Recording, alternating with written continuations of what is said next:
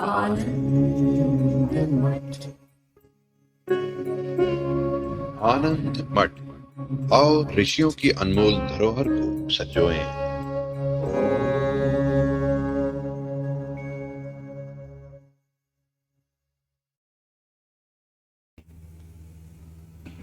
मेरा सामाजिक सा प्रश्न है भैया कि जब हम जन्म लेते हैं, क्या ये हमारा प्रारब्ध है कि हमारे आसपास के जितने रिश्ते बनते हैं वो हमारे पूर्व कर्मों का फल है, उसी का प्रारब्ध इस जन्म में देख रहे हैं। और जो अनजान लोग होते हैं उनसे तो बहुत अच्छा गहरा स्नेह हो जाता है, पर जो बहुत क्लोज होते हैं वो ये तो देखने से सभी के साथ होता हो, क्यों?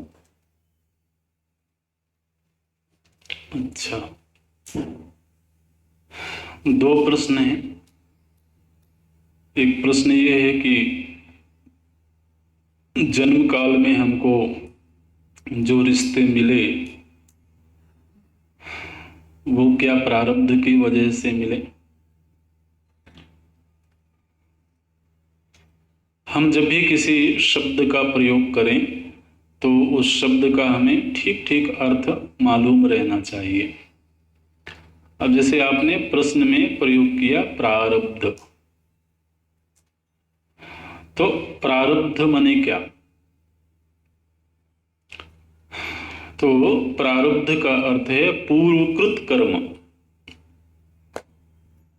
पूर्व में किए हुए कर्म, है ना। निश्चित रूप से आपका वक्तव्य सही है कि हमारे कर्म ही हमको आगे से आगे प्रेरित करते हैं। हम जो यात्रा कर रहे हैं उस यात्रा में पीछे से धक्का कौन दे रहा है? कर्म दे रहे हैं। और जहां हमको पहुंचना है उस जगह को किसने निर्धारित किया है? वो भी कर्म ने किया है। ये कर्म जो है हमारा ऐसा मित्र है जो हमारा बड़ा ख्याल रखता है, बहुत ख्याल रखता है। तो हमारे जन्म लेने से पहले ही उसने खोज लिया कि ये वाले माता पिता से तुमको जन्म लेना है। हमने खोजा क्या?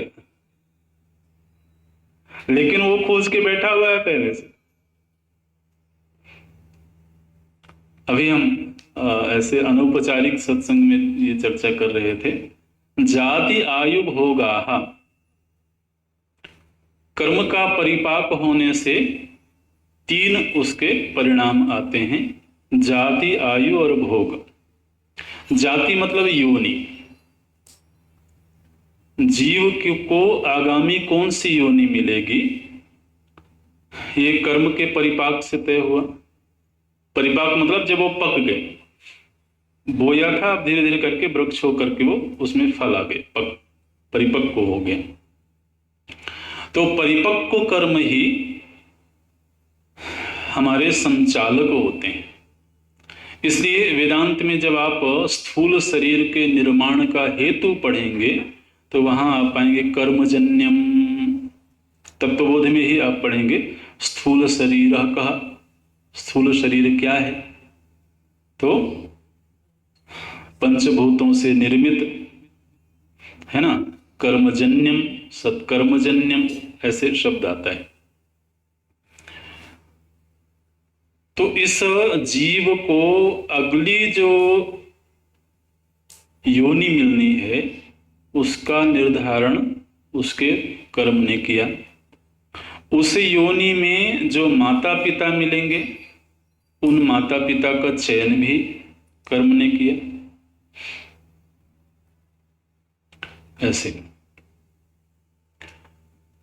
और उस योनि में जाकर के उसको स्त्री बनना है या पुरुष बनना है इसका निश्चय भी उन्होंने किया। और उस योनि में जाकर के जो शरीर मिलेगा उस शरीर में वो कितने काल तक रहेगा, माने उसकी आयु क्या होगी, उसका निश्चय भी कर्मों ने ही किया। ऐसे।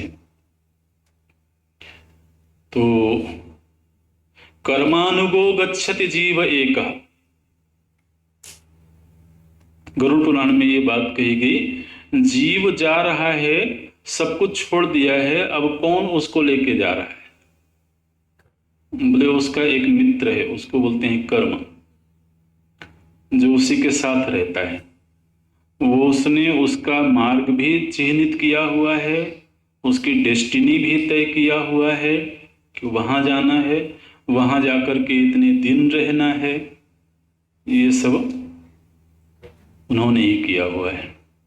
इसलिए बिल्कुल ठीक है जो आपने कहा कि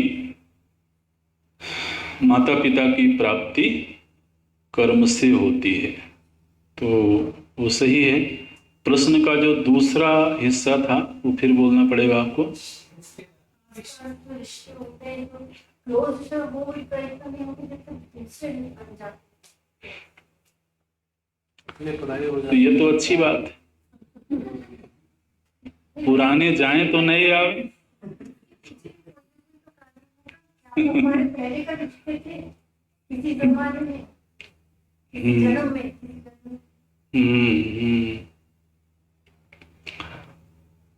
अब कुछ रिश्ते ऐसे भी मिलते हैं जिनके विषय में ये पता ना लगे तो अच्छा है कि पहले भी मिले हुए थे, क्योंकि इसी बार मिलना उनको बड़ा तकलीफ देता। और अगर ये पता लग जाए कि अरे ये तो पहले भी मिल चुके हैं तो और पीड़ा बढ़ जाएगी। और जब पहले मिले थे तो अभी मिले, हो सकता है आगे भी मिल जाए, तब तो फिर परेशानी और बढ़ जाएगी। तो इसलिए ऐसी खोज का कोई बहुत औचित्य नहीं है कि जो मिले हैं वो पहले भी मिले थे, मिले होंगे। ये तो एक नदी नाव संयोग है ना। हम भी यात्री हैं, वो भी यात्री हैं, यहाँ हर यात्री है और सबकी अपनी अपनी डेस्टिनी है, सब अपने अपने यात्रा के पड़ाव पर है। महज एक संयोग है कि कब कौन किससे मिल गए।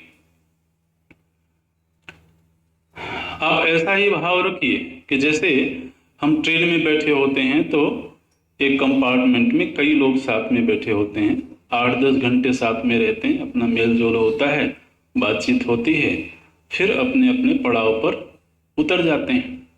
अभी भी ये जो हम बैठे हुए हैं ये उसका सत्य भी यही है। ये अब उसमें कोई कहे कि इनसे पहले भी शायद मिलन हुआ हो, जैसे भी माता पिता के संदर्भ में कहा गया, तो वो कर्म का सत्य तो है ही है कि कब कौन मिलेगा, और उसमें से भी मुख्य रूप से जिनका हमारे जीवन में प्रभाव है, या तो वो हमें दुख दे रहा है या हमें सुख दे रहा है। तो दुख और सुख तो कर्मजन्य ही होते हैं, इसलिए हमको सुख देने के लिए हमारे कर्म उस आदमी को पकड़ के लाए, है ना, कि चलो तुम इसको सुख दो। और इसी तरह से दूसरे वाले कर्म दूसरों को पकड़ के लाए कि चलो भैया जरा इसको थोड़ा तकलीफ दो। अब जब ऐसा विचार करते हैं तो लगता है उस बेचारे का क्या दोष है जी, और जब हमारे कर्म ही पकड़ के उसको ले आए हैं कि इसको दुख दो, तो फिर वो तो निर्दोष होगी, क्योंकि हमारे कर्मों ने मजबूर किया कि तुम जा करके दुख दो। इसलिए फिर अब वो दोषी नहीं रहा। ये विचार हमको कम से कम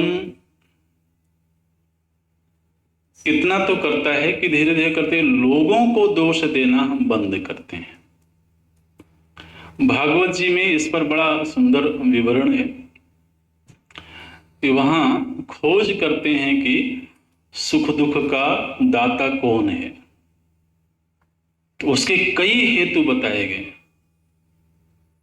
एक कहा गया स्वभाव है, एक कहा गया गुण है ना। गुण भी सुख दुख के हेतु होते हैं। गुणों से निर्मित जो संस्कार है, उनसे बना हुआ स्वभाव है, वो भी सुख दुख का हेतु होता है। नमे जनोयम सुख दुख हेतु, वहां पर मुनि जो है वो कहते हैं कि ये व्यक्ति मेरे सुख दुख का हेतु नहीं है, मेरा मन मेरे सुख दुख का हेतु है।